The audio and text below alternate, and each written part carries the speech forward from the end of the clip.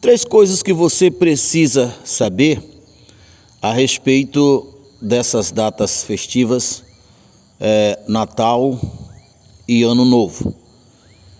Essas datas, elas são eventos, festas idólatras, porque essas datas, elas foram consagradas por agentes idólatras, sacerdotes idólatras. Então, sacerdote, mesmo sendo idólatra, é sacerdote, porque o que dá respaldo ao sacerdote é o povo e o espírito. O sacerdote é o pontífice. E o sacerdote chamado Gregório, foi ele que consagrou essas duas datas para o seu Deus, o Deus Janus, que era um dos deuses, dos muitos deuses da idolatria da Itália. Então, até hoje, foi naquela época e é hoje, um dos meios em que o nosso adversário usa para enfraquecer o cristão é enganando, é induzindo, é idolatria oculta, porque não está exposto. Então você precisa saber que se trata de festa idólatra. A segunda coisa que você precisa saber é que essas festas idólatras, ela tem como propósito desviar a atenção, roubar a adoração e a reverência dada a Deus. O nosso adversário sabe que o homem que anda com Deus, esse homem vence. Esse homem está fortalecido, preparado para vencer qualquer adversidade, inclusive ele.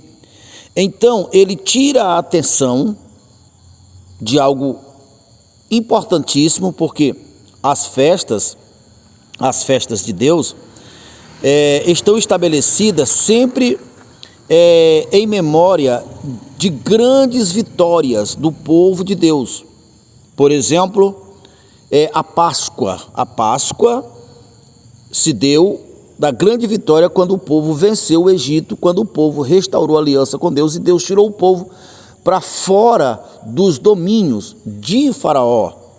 Então, a data da Páscoa, a data em que foi comprovado que o poder de Deus é maior do que o poder de Faraó, as 10 pragas, e a última delas foi o anjo da morte que não entrou na casa dos que tinham sangue, e foi ali que Deus disse para comemorar aquela data. Sempre que se comemora a data a propósito, as duas razões principais de comemorar todas as festas, não só a da Páscoa, coisa número 1 é que quando você entra em sintonia, comemorando aquela data festiva, você ativa o mesmo espírito, as mesmas memórias. Então, nós passamos, mas Deus não passa, o Espírito não passa, o tempo passa para nós, nem o diabo e nem Deus passa. Então, quando nós estamos adorando aquela festa, em memória de uma grande vitória, aquele DNA de vitória é ativado, aquele espírito, aquela lembrança, aquelas memórias, aquela força. E a força, a alegria que nós sentimos ali é nossa força, é a força do Senhor, nossa força. Um dos motivos é esse. Segundo motivo, fazer os mais novos que não estiveram lá com os anos, obviamente, vão nascendo pessoas, morrendo pessoas. Então, se tivesse acontecido esses grandes feitos e um não passasse para o outro, morreria com o tempo. Então, é passar para o outro e trazer aquela mesma alegria, aquela mesma memória. Então, os objetivos do engano é a mesma coisa. Desviar a atenção para que você não ative as lembranças da vitória do povo de Deus. Então ele desvia a atenção criando festas paralelas, e as festas de Ano Novo e de Natal veja, Natal, Jesus nasceu em setembro, a Bíblia mostra isso. A Bíblia não mostra assim, Jesus nasceu em setembro, mas se você fizer um cálculo, você saberá exatamente até o dia e o mês que Jesus nasceu, que foi em setembro. Nós já temos vídeo aqui no nosso canal falando sobre isso, mas ninguém sabe, ninguém lembra. Por que não lembra? Exatamente por causa dessas artimanhas do nosso adversário. Então ele desvia o foco. E o outro lado é fazer adoração exatamente a ele. Então imagine o seguinte, imagine um pai de família, uma esposa com sua família. Então é o aniversário do marido. Então, aniversário do marido?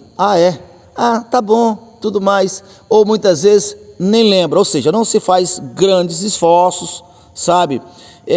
Cumpre só aquele ritual frio, indiferente, etc. tal. Só para você entender o que está por trás de tudo isso. Agora, quando chega a data do aniversário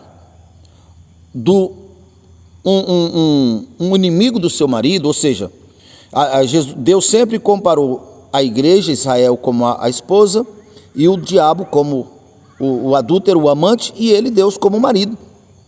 Então imagine a mulher, sempre que é a data a comemorativa do marido, faz um esforço, faz investimento, compra roupa nova. Que hora é? 12 horas ele vai. Que hora é? De madrugada ela vai. Independente qual seja a hora ela vai. E agora, naquelas festas, que é a festa do marido, não faz nenhum esforço.